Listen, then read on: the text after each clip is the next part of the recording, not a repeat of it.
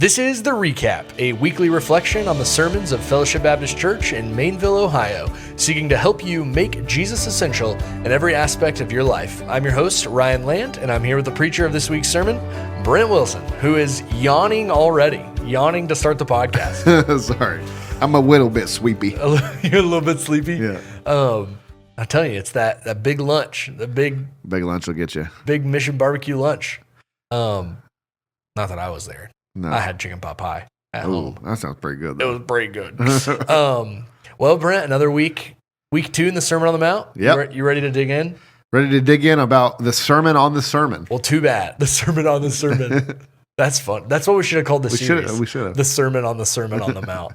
Well, too bad, because you got to answer my icebreaker question All right, let's first. Go. So I wanted to do this last week.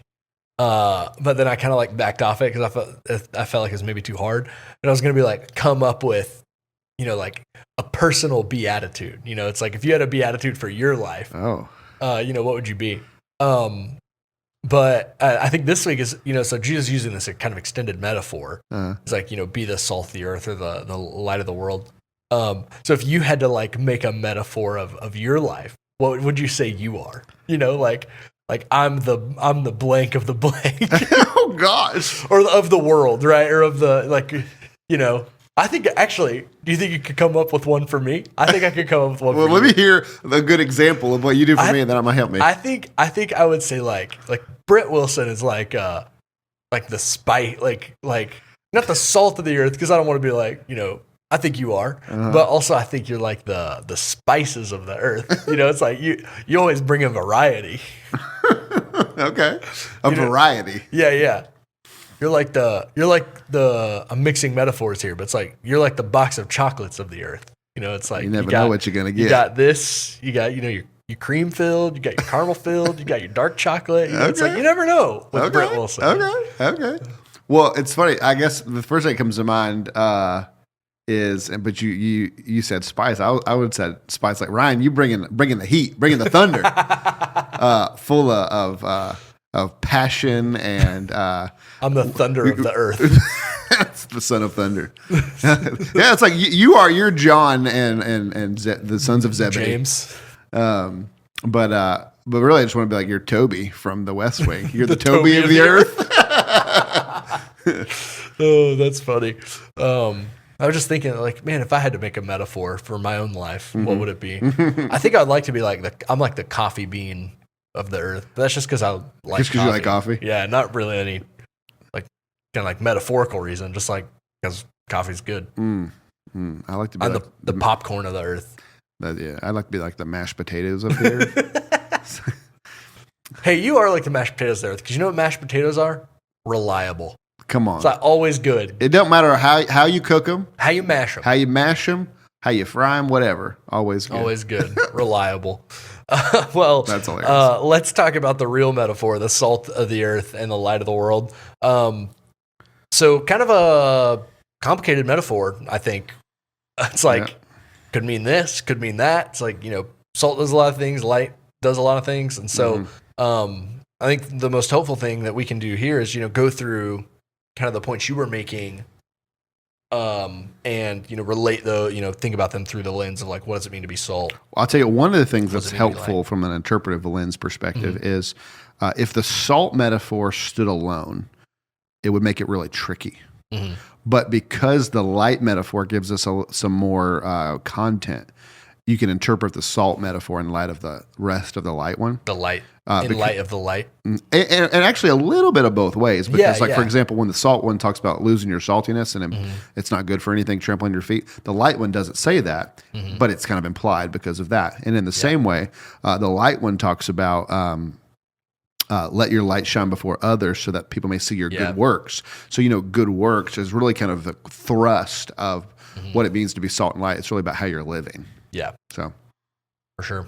I think that's helpful, but because both of those things do different stuff. They're not related. Lots of things, and so it's like one person says no, it's about the preservative aspect. It's about the flavor aspect. It's about Well, and it's a great point about hermeneutics. You think it's like you can take metaphors too far. It's like because someone could say something like, "Oh, you know what? But too much light, you get sunburnt. Right? So don't be too much salt, you dehydrate. You die. Have a heart attack. Yeah. And so it's like so someone might say, hey, you know what? You don't want to be too overzealous about Jesus. Bright. Yeah, don't be too shoving Jesus down people's throats or whatever. Yeah. I think that's helpful. It's just me. I mean, this is just the kind of broad hermeneutical point, but it's just like, when you think about parables, when you think about like metaphors and things like this, is like we got to be really intentional about our interpretation because there's so much that it's like he's not saying that we could you can extrapolate like you're talking about, and so like Augustine like famously made all the parables everything was symbolic of something. Oh yeah. Like the in the what am I they're all allegories. Yeah, the Good Samaritan. Good Samaritan, yeah. It's like the Good Samaritan is one thing and the priest represents something, the Levite represents something. The coins he pays for the innkeeper represents something. That it's like, so we don't want to do that. We don't want to go too far, like over-interpret. There is such thing as over-interpreting. But we also don't want to under-interpret. Yeah. I was thinking about during your sermon about, our conversation about, interpreting the Bible literally. Mm-hmm. It's like, what do those people do in this text? It's like, you got to be Lot's wife. You got to turn into salt. Oh yeah, you gotta be salt of the earth. Right.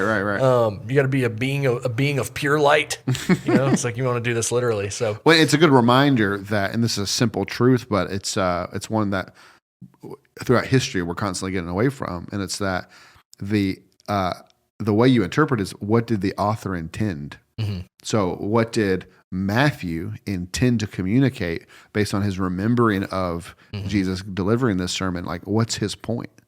Because whatever Matthew's point is the point, nothing else, not what I get out of it. And so, authorial intent. And like where Matthew places this, like in the whole of his book is important, and maybe that's something we can talk about at a different time. But so I think would be helpful just go through your points, thinking about them, because they kind of are like, it's like a prism, like or maybe like a granule of salt. It's like we're looking at it from different angles and it's reflecting the light. Yeah.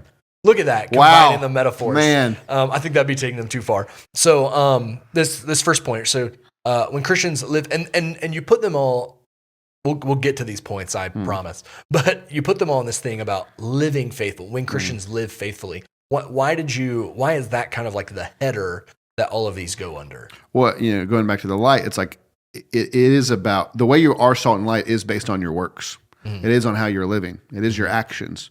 Those are what people see. And so when you live faithfully, i.e., when you live as the disciple that Jesus has instructed us to be, you actually fulfill this. You are this. But you could be dimmer or brighter, saltier or less salty, but you are this thing. But it's like, as you live faithfully, you actually are accomplishing that.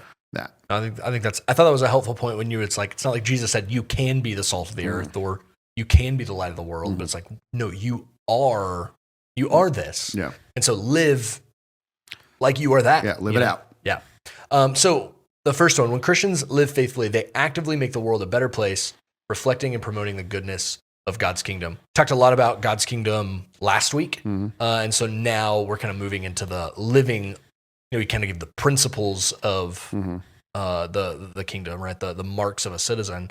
And then now we're moving into the kind of that lived out. So what would you say, what does it look like to actively make the world a better place, to reflect and promote the goodness of God's kingdom? So this really comes heavily on the salt metaphor here, and heavily on these two aspects of salt: the increasing or the enhancing of taste, as well as the preserving. And the preserving one, I think, is really closer to the scriptures. There's a couple other passages that I bring out to talk about this and kind of argue for it. But really, I think it is summed up well in this Jeremiah passage, this Jeremiah 29 passage, where they're in exile in Babylon. They've just got there, and God gives them this command. And I'll read it to you real quick. He says, while they're in exile, build houses, live in them, plant gardens, eat their produce, take wives and sons, have daughters with your wives and your sons, give your daughters in marriage, that they may bear sons and daughters and multiply there. Do not decrease, but seek the welfare of the city where I have sent you into exile, and pray to the Lord on its behalf, for in its welfare you will have welfare. And just think about this reality that we are citizens of a kingdom that's not of this world, right? Our truest citizenship is not as Americans, but as in the kingdom of God. But we live here right now. And so while we're living for the kingdom, we're also living for this present reality, this present world, and making it better. The salt of our lives should enhance the world. It should preserve the goodness that God has made in this world. And so just two quick references that come out of that to kind of help argue for that is one, Colossians 5-6, which says, walk in wisdom toward outsiders, making the best use of the time. Let your speech always be gracious, seasoned with salt, so that you may know how you ought to answer each person. And so, he's picking up that same metaphor. Your speech should preserve the good. It should enhance it, and so. Yeah, it's like particularly, this is like the flavor, right? It's like, which is, what Jesus is saying is like, if the salt has lost its taste or its flavor, it's the seasoning with salt. It's talking about something that, and in the light metaphor, you talk about being like the moon. It's like not the goodness of ourselves. Right. It's the enhancing, the bringing out of the goodness of God, the greatness of His when kingdom. You put salt on a steak, it enhances. If you put too much salt, I guess in a sense that you just taste the salt, but it should enhance the taste of the steak, right? And so it should enhance our speech, it should enhance our conduct, all those things. The other one that's just interesting, and I had never thought about this before. So this is credit to Jen Wilkin, where I got this. But Lot's wife, who's turned into this pillar of salt.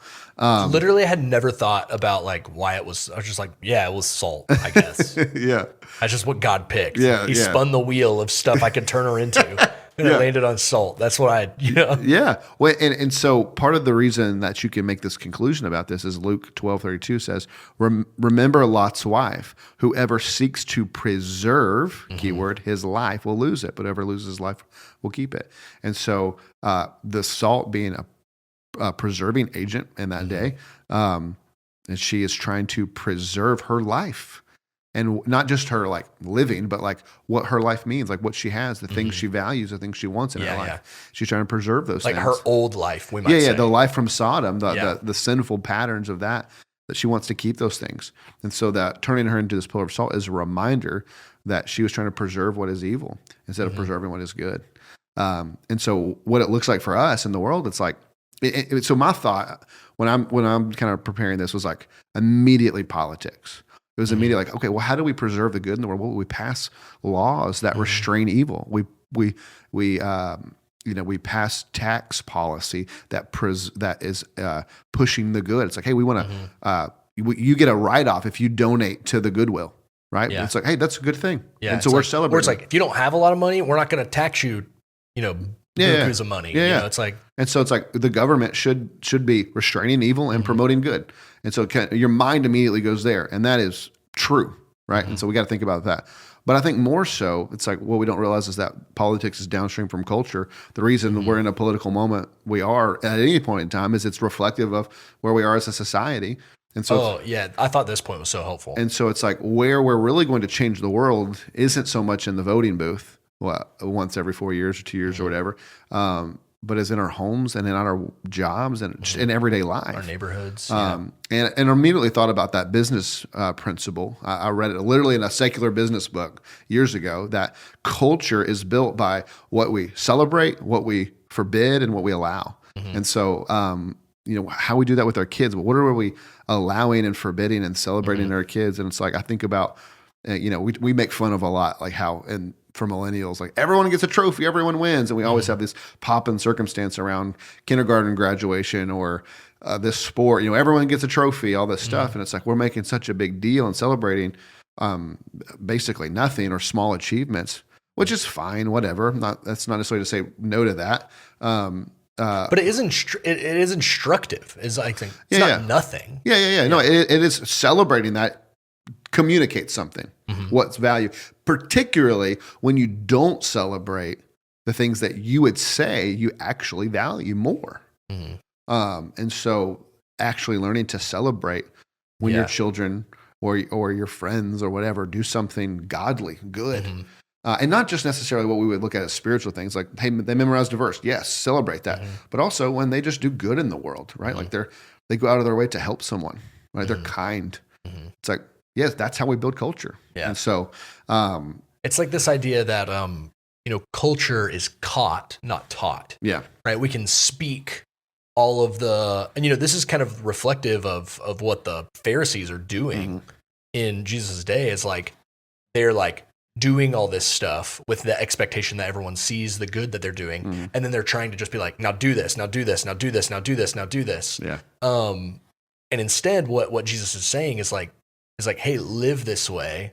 And it reflects my kingdom. It's like what my kingdom looks like. And that's caught by other people, right? They'll see the light. They'll taste the saltiness. Yeah. And so you think about like when it was fascinating. So many people came up to me after the sermon to talk to me like, this was my experience at work. This is that you are talking about my life. Like I go to work and I don't talk like the people at work. I don't cuss like a sailor, like everyone else does at work. And I don't rag on the boss or this or that. And people hate me for it. They don't like me. They shun me. They push me away. They think I'm weird or whatever. It was fascinating how many people did that. And it's like, that's true. It's like when you go to your job and you're salt or you're light and you're different, you can create a healthier work environment. You can create you can enhance the people around you. Now, sometimes they just don't like it and they reject you, but you can also enhance it and make it better. And so even just your presence there is already doing that. Like if you're living that out, it's already doing that. Yeah. Even if everyone else around you is pissed about it. Sure. Like it's like the dark never overcomes light. Right. And so it's like, it doesn't matter how much darkness, within the metaphor, how much darkness there is around you're you. A candle. If you're living in the light, like it's a little bit brighter than it was. Yes. That's true. No, that's good. I like that. So like we're to seek the welfare of the city. And that's through politics. That's through family. That's through work. That's through play. That's through our friendships. It's through church. And so it's just like, whatever put your hands to, make it better. Yeah. I think, we talked about last week, and I mentioned this to you just before we started recording, it's like, we talked about, it's like, there's all these like colloquial kind of sayings that come from the Sermon on the Mount. And one of them is like, they're just good old salt of the earth kind of people. Yeah. Just salt of the earth people. And, that comes from this. Yeah. And, and you think, what do you think of when you think of salt of the earth people? What's, the 2 a.m. friend, the person that, is like, when your plumbing breaks or your AC breaks or something breaks in your house, it's like, oh, the salt of the earth people, they're going to come over. They're not just going to give me money or whatever. That's like, yeah, go fix it. No, they're going to come over. Yeah. They're going to help me fix it, or they're going to come over and mow the grass or, whatever it is, they're going to put their hands to the plow. They're the people that work. The moment the pipe bursts, they're the person that comes to your mind immediately. Yeah. This guy will help me. Yeah. This guy knows what to do. It's like, and that's where I feel like that's where that kind of saying comes from. It's who's gonna, Fred Rogers talks about, look for the helpers. It's like, we need more helpers in the world, and look for the helpers. And so it's like, that's the salt of the earth people. Who are the people who are going to serve, who are going to help? Yeah. And so I think, just like in a sense, Jesus is saying, look, like my disciples are going to enhance, like the world is a better place when they are in it and around and involved. Like everything gets better. Yeah. And it's a way you've talked about our church too. It's like we put on events at our church. Like I think about Trunk or Treat, right? Like we don't get everybody in the room and, have an altar call and do like a Christ connection to Halloween or like talk about Reformation Day or whatever. And it's like, you know what? That's fine. Yeah. It's like, we don't have to make everything, we don't have to over spiritualize everything, because when we're rooted in the gospel, when we live out gospel centrality is actually results in, it's like, man, I'm just glad that I may not believe what that church believes. I may not be bought into what they're selling or whatever, but when there's a crisis, I'm glad they're in town. Yeah.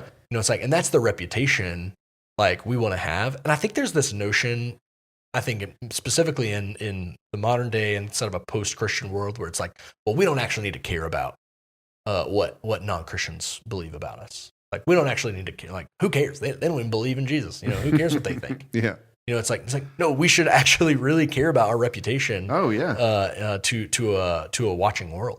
And that doesn't mean you don't hear that to say and think, oh, we need to, sacrifice our ideals or our beliefs. No, yeah. Right. This is super important. But it's like we want to hold to the truth and be unrelenting while at the same time doing everything that we can to be like, hey, we're here for our community. We want to serve and care for. And, think about all of the organizations that started from church. I mean, every hospital just about is, what is it? It's Christ Hospital, right? Bethesda. Well, just the notion of hospitals comes from Christians. Yeah. Like the world didn't always have hospitals. Right. Yeah. And so, but like the fact that they're named after these like very religious, the pool of Bethesda, right? Like these things. Or think of like the, I think Red Cross started from YMCA, or what's the big bowl that Ezekiel Elliott always jumps in on the football games? Salvation Army. Yeah. Get it. It's like these Christians have done these things to make the world better. And there's been some mission drift, I think, there. So, without doubt. But that doesn't mean, it's not. They're still making the world a good place. Yeah. So then, and we've kind of been hitting on this, but when Christians, your second point was when Christians live faithfully, they become unignorable, standing out in a world that can't help but take notice. Yeah. Expand on that a little bit. We've kind of been dancing around it, I think. Well, yeah. So the metaphor is the city on a hill cannot be hidden, and so you got a world that's super dark, and you're walking through the night. There's the city up on the hill, like it's got bonfires, it's got torches on the walls or whatever. And it's like, your eyes actually can't see like much anything else unless it's a full moon, and so your eyes are going to be drawn to that and see that, and you can't ignore it. And so in the same way, the way we live our life, people should just be like, there's something weird, something different, something unusual. This guy, this gal is just like, I've never seen anyone like this. What is going on with you that you are like this? And so it's like, it should draw their attention to us.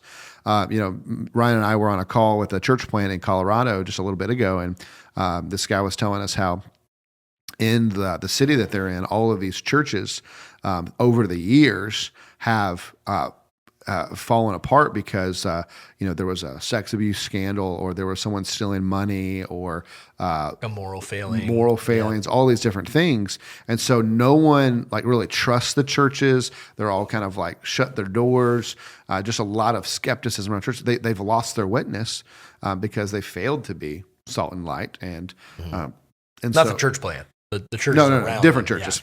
Yeah. And so lost their witness. And so they in a sense, they're still unignorable, just in a wrong way, but very much have lost that light. Yeah. And like, they've been trampled underfoot. It's like the area where this is happening is like very lost, very dark. And so it's like the salt lost its taste, got trampled underfoot, and the gospel is suffering for that, like the gospel witness, not the gospel, obviously.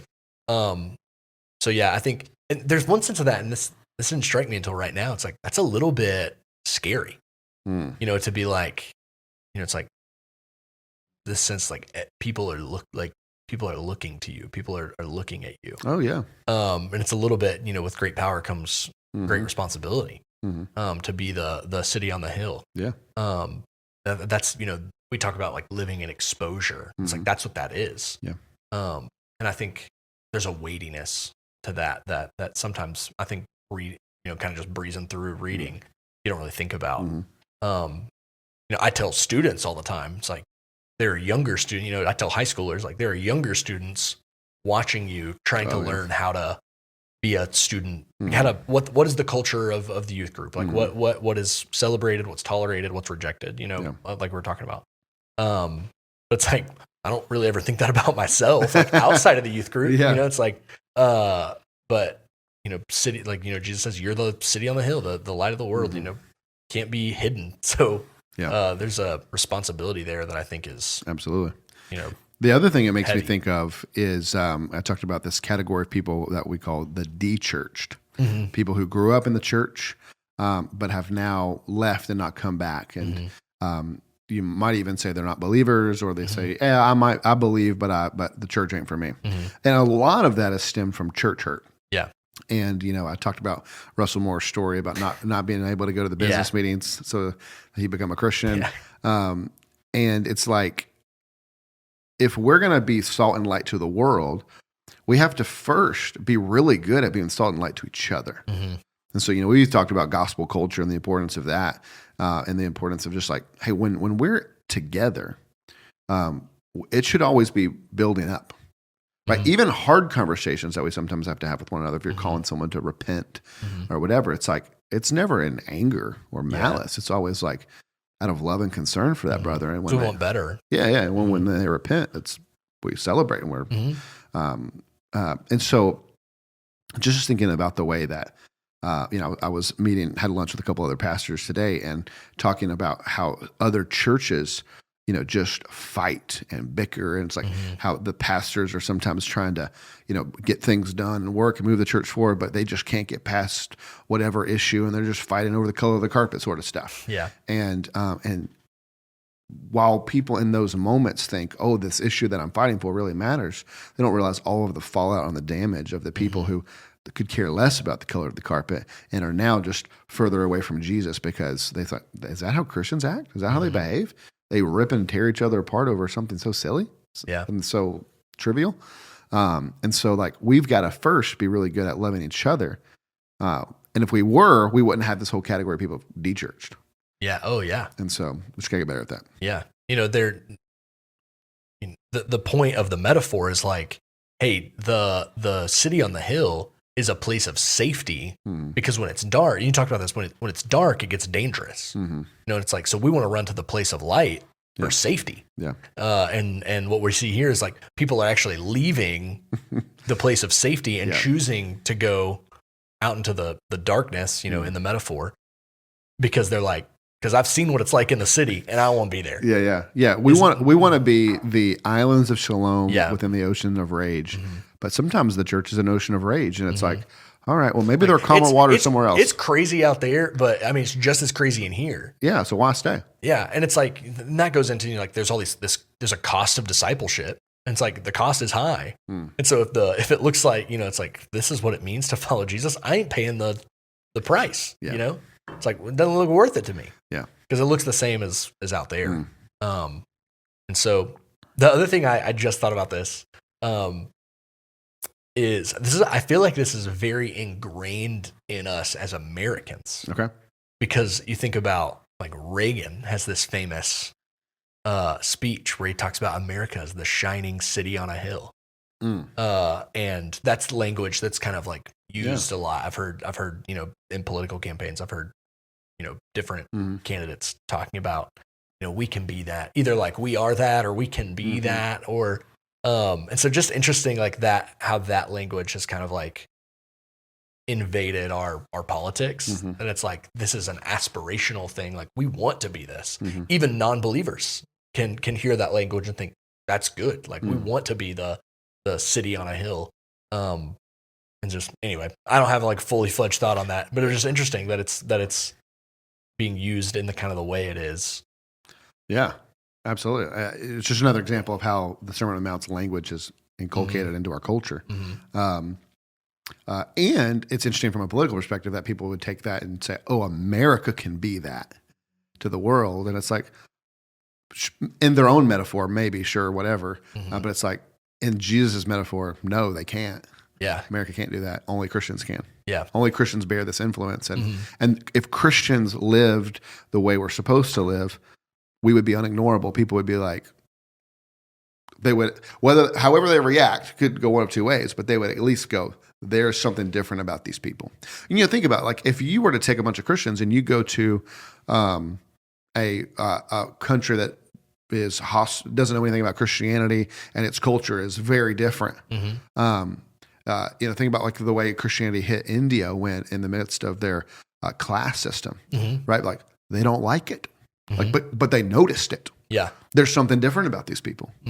Why are people moving from America over here to come help people in the slums?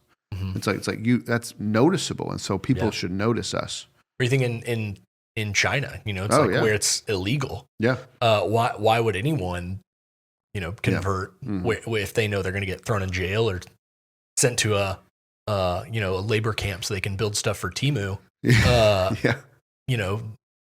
Why would they convert? It's like, because there's radical life change. There's radical difference, in someone that has witnessed to them. And so, it's just like the unignorable nature of that. But so then where that takes us, kind of this like everyone will notice, people will see is your third point. When Christians live faithfully, our lives stand in contrast to the world, often provoking offense and resistance. So we talked a little bit about that earlier, but you mentioned, people coming up and saying this to you. Yeah. What did you say to them, when they said that? Well, I mostly just listened, but and it's just like, yeah, absolutely, I get that, and because the gospel and even maybe I'll say upstream, downstream, like the way you're living your life as changed by the gospel, always provokes a response. Now that response can be a softening and a thirsty. Use that idea of thirsty, like salt makes you thirsty. So it's like I see you and I'm like, man, I want that. I need what you got. Give me some of that. So that can sometimes be the response, and that's the one we want. But other times it's like salt in the wound. It's like that. What you're doing is making me uncomfortable, and I don't like it, and you're making me feel guilty, and you're making me feel shame for the way I'm living. And it's like, bro, I didn't say a thing to you. I'm just like not doing what you're doing. Yeah. And it's amazing how that happens. It's like my life over here is, as the unbeliever, this guy's life's falling apart. It's hard. It's difficult. And he's, getting drunk all the time and fighting with boss and wife and all that. And he's mad at you because everything's going well for you. Everything's fine. You got joy. And you don't do the things he's doing. And he's like mad about it. It's like irrational, illogical, but that's how people respond. Why don't you talk like me? Do you think you're so much better than me because you don't cuss like I do? And it's like, I've never said that one time. What do you mean? Where are you getting that from? Yeah. And so the gospel, or even our lives as a testimony, either softens people toward it or hardens them toward it. It never leaves them neutral. Yeah. Well, I think about, Moses coming down the mountain and confronting the people over the calf. It's like, that was pretty salty and lit of him, like he was, living rightly in response to who God is. And he comes down and he points out the calf, and Aaron is immediately like defensive. And, it's like, it jumped out. I threw it in there, and how came this calf? And he tries to justify. It's like we were scared. I can't remember what he says exactly. Well, you've been gone for 40 days. Yeah. It's like it turns it on them, and it's like when you point out the calf in someone's life, whether directly or indirectly, they're gonna get. Oh yeah, they're gonna jump. It's like that's just human. Yeah, well, right? That'd be true for me. Yeah. Well, the picture. I mean, John gives us the picture in John 1 and John 3, but the picture of like moving a stump or a trash can or whatever, and immediately all the creepy crawlies just run away, right? And they're seeking more darkness. I leaned over to, I'm the one that usually puts the trash can out on the side of the road at our house, and I leaned over to Darcy and I said, "That's true." I said, "You see a lot of scary stuff when you move to trash cans." Yeah, and John talks about that. It's like people love the darkness and hate the light because the light exposes them, the light reveals them. Think about that Hebrews passage where there's a day coming when we are all laid bare before God and our deeds exposed, and so. We don't want that. It's coming regardless. Yeah. And so you can either embrace the light and let those the evil deeds be washed clean by the blood of Christ, or you can one day get revealed and all your dirtiness and messed up gets seen and judged. And so it's coming one way or the other. But so it either hardens or softens. Yeah. And I think, one of the ways that it softens, it's like either one, like the Holy Spirit is just like, working on a person and you are the laborer that is helping, and you are the tool in the Holy Spirit's hand that's softening this person's heart, but also I think like your response to the hardening has the potential to break through to eventually the hardening but sometimes, maybe even oftentimes, your response to the persecution, like I think about Christians who have been, captured and in prison and are being beaten and all these things. It's like they get beat and they respond to it with saying, "I forgive you," to the one beating them, and I love you and I forgive you, and with grace, and it just makes the guy beating them all the more mad. Oh yeah, right, and it's just harder and harder. I'm going to beat you harder. Da da da. Yeah, and sometimes never breaks through. And then other times it's like they get to a point and it's like, I can't take this anymore. And they've got to figure out what's going on, like why this person is that way. Yeah. And I think, like what we have to just, I think, kind of like steel ourselves in, like just commit to ourselves is that we're not going to get, no matter how hardened a person is by our actions, it's like, we're not going to give in and retaliate. And it's like, we're going to get into that like later on in the Sermon on the Mount. But I think it's what we want to do, at least what I want to do, is it's like, we'll be salty, we'll be salt and light, but then as soon as they retaliate, as soon as that, they're hardened and they are angry or they are upset or they're, whatever, it's like all it takes is like they just need, they just need to say one thing and then I can retaliate. Like then I can strike. Yeah. It's like I did the right thing first and then they retaliated or they reacted wrongly. Yeah. And so now I have the justification to go after him. Go get him. And it's like, praise God, he doesn't treat us like that because we'd be all dead, suffering in hell. Yeah. And so it's like what we have to do is say like, hey, I'm actually going to have grace on them as they're hardened to the gospel because God had grace on me when I was his enemy. Yeah. And so not seeing it, we talked about not being easily offended. It's like this is part of that. It's like when you live as salt, when you live as light, people are going to be hardened against you. But what that does not give us excuse to do is then be hardened against them. Right. It's like we've got to just continue to be salt and light. And be peacemakers and all the things that came in the Beatitudes, and just like overflowing with grace and peace, and that's super hard. It's like only by God's Spirit can we ever do that. And so I think that's helpful to think about. It's like it's going to generate one response or the other. And it's like if it softens, like awesome, praise God. If it hardens, just like hey, pray for grace and patience and peace in response to that. Because it's never, there's never an excuse to not be salt and light. Yeah. And it never leaves anyone neutral. Yeah. The only time it leaves people neutral is when you're not actually being salty. Yeah. Or lit. And then lastly is kind of this warning, and you kind of talk about when Christians fail to live faithfully, was your point. We lose our distinctive flavor and conceal our light, rendering ourselves ineffective in the work of God's kingdom. One thing about this, when you said hide it under a bushel, something like instinctive in me just shouted no. Because I've been trained since the nursery, I'm sure, to say that. And so it's like when you said you said it early on in your sermon, and I very loudly said no, and it was like almost like I didn't have a choice. It was like Pavlov's dogs. It's like they blew the whistle and ran and got their bacon or whatever. It's like you said, hide it under a bushel, and I'm like, nope. I'm gonna let it shine. Like I've been programmed.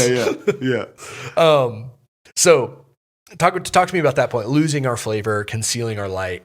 Well, I mean, so Jesus only gives that part of the metaphor in the salt, and so I'm applying it to the light because the metaphors are working together. And so and I did not explain this, but back then, the way you got salt, it was impure. Right now, when you get table salt, like it's straight salt. But back then, when you had salt, it was mixed with sand, dirt, whatever else. And so, if it got wet, a lot of times the salt could get washed out, and all you were left with was sand and dirt and grime or whatever, and actually there's no salt in there. And so it's like, because when you think about it, it's like salt doesn't actually ever lose its saltiness.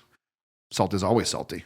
And so the way it loses its saltiness back then was it was actually washed out of the greater pot of dirt or whatever, it's the sand. And so that's how it's losing its saltiness. But the way we lose our saltiness is if our works are not good.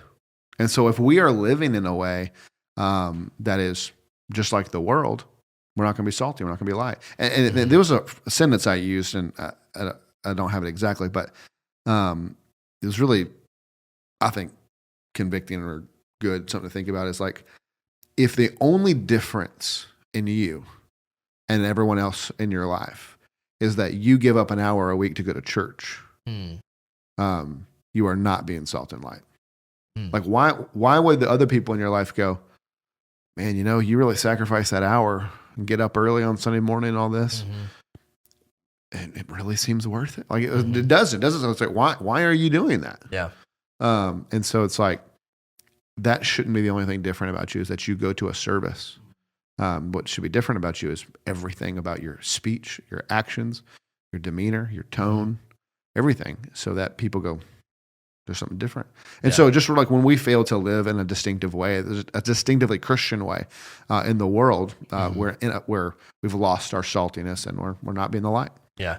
Something you just said, and this is, I think, a greater theme of the Sermon on the Mount, but this sort of like relationship between our personal spiritual life and our public life. That's like, you said, you say like, if you only give up an hour a week, to go to church. Yeah. But it's almost like if you give up an hour a day to privately read your Bible, but then it doesn't tangibly change your life in any way. It's like, you're not living like salt. Yeah. And it's like, I actually don't think that could happen. Like, I don't think if you read your Bible for an hour a day, you wouldn't, like, something would change. Yeah. But reading your Bible for an hour a day is like putting Miracle Grow in your life. Yeah. But it's like the problem with the Pharisees is that they're doing all this stuff publicly. And I think, and we haven't mentioned this part, but it's like, it says that the world may see your good works and give glory to your Father who is in heaven. It's like, I think that may be the key that the Pharisees were missing here. Is like, they wanted the glory. But it's like, there is a sense here where Jesus is saying, do good things and let them be known, like let them be seen.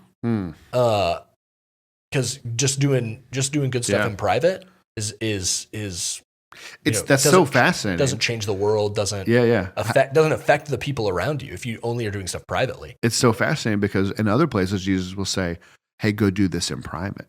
Go pray in private. Go pray in private. Don't let your left hand no, it's right hand. Yeah. So it's almost like, hey, the spiritual discipline type things, those are not the things to be flaunting in front of people. Yeah. Those are the watering of the soil so that it will bear fruit, and the fruit should be seen, not the watering. And so, when you are generous and go help this person out, when you're kind, when you're gentle, when you're whatever, it's like, it's okay for those things to be seen. Yeah. No, don't be braggadocious. Hey, look at me and look what I did. Give glory to your Father who's in heaven. But it's like, let people see it and be like, hey, man, don't look at me. That's just, the Lord has blessed me and enabled me to do that, and that's all Him. Like, that's okay. Yeah. And not in a like what do you call that when it's like the fake humility? The fake humility. Kind of I don't even know what that's. Yeah, but there's a word for that. Yeah, but it's just like, oh man, that's all God. That's all. It's a little bit like, oh, stop it. Stop it. Come on, give me some. If you can't see me, if you're just listening, I'm like waving, come on, but it's like, stop it. So it's like, don't be that. Don't do that. But it's like, I do think, you talked about the men's ministry honor time. It's like, if someone were to get up there, it's like, this would probably not happen. But if someone were to get up there and, say, man, I had this conversation with Ryan and he was so patient and gentle with me, that's probably not going to happen. It would. But I would honestly be able to be like, hey man, I like, thank you for saying that. Yeah. Like, I appreciate that. That actually is only true because the Lord is working in me. It's like, because I am not, like, by nature, that is not my, that's not my posture. Right. And it's like, so it's like that is the Lord, blessing you through His work in me. That's nothing to do with me. And that's the same, like, with our resources, right? It's like when we're able to help someone financially or with, something going wrong at their house, be like, hey, look, the Lord gave me this skill set. The Lord gave me these resources. And so it's like, He gave them to me to share with you. So don't, you don't have to be indebted to me. You don't have to be, thanking me. I was just a conduit. The Lord gave it to you through me. Yeah, exactly right. Yeah. And not in this like false way, but in this legitimate, like, I believe this. Yeah. Absolutely. And so that's a good thing to remember throughout this whole thing, is that's like, there's a an obviousness to all this. We're talking about being unignorable. But then when it comes to who gets the credit for being salt and light, it's not you. Yeah. It's the Lord, because we can only be salty. We can only be lit because of his work. So two kind of quick final thoughts of kind of like two sides of a coin.